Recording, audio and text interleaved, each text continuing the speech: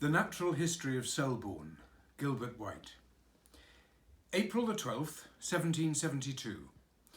Dear Sir, while I was in Sussex last autumn, my residence was at the village near Lewes, from whence I had formerly the pleasure of writing to you.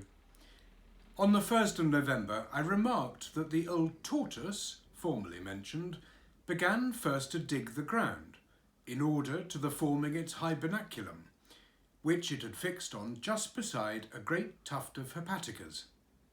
It scrapes out the ground with its forefeet, and throws it up over its back with its hind.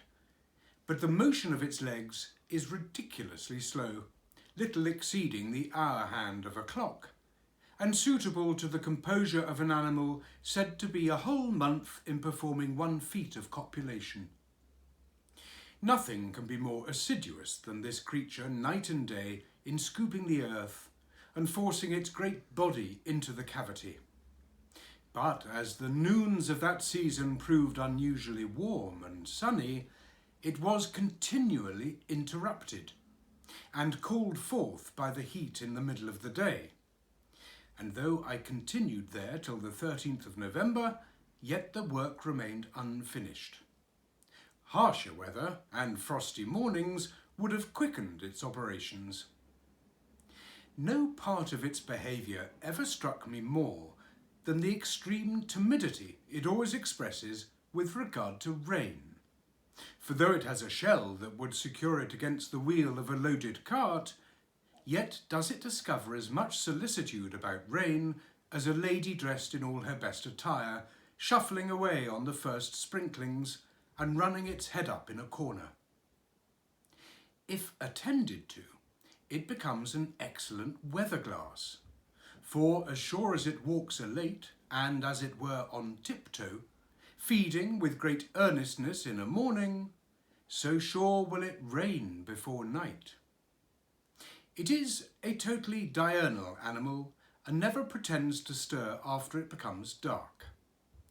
The tortoise, like other reptiles, has an arbitrary stomach as well as lungs, and can refrain from eating as well as breathing for a great part of the year.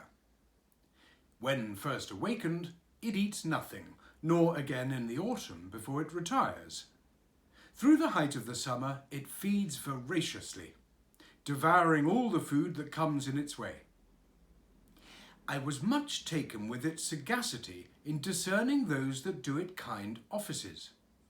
For as soon as the good old lady comes in sight, who has waited on it for more than 30 years, it hobbles towards its benefactress with awkward alacrity, but remains inattentive to strangers.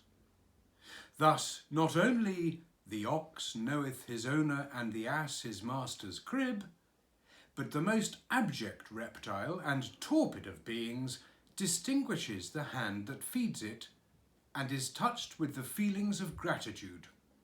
I am, etc., etc. P.S. In about 3 days after I left Sussex, the tortoise retired into the ground under the hepatica.